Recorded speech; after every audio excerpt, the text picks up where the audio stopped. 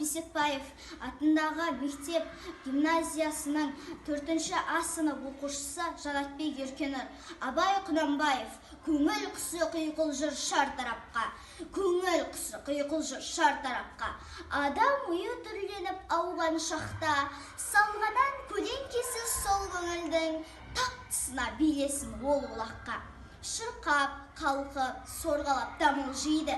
Жүректер беп оятар бастамайды.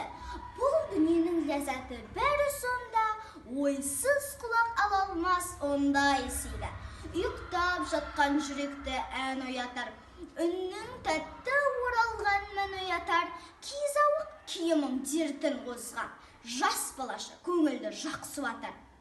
Адам аз мұны біліп ән саларлық, тыңдаушыдас ола нен бәхраларлық. Мұңмен шыққан оралған тәтті күйге, жылы жүрек қайда бар қозғаларлық. Көбінесе ән басы келек ашшы, кел тыңдады өзгеге болар басшы. Керім толғап дауысар қаңғыр күңгір, сол жеріне ойыңмен аралашы.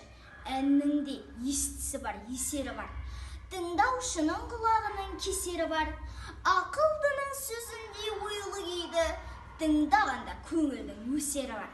Білімдіден аяман сөздің майын, алды өлеңмен білдірдім әннің жайын.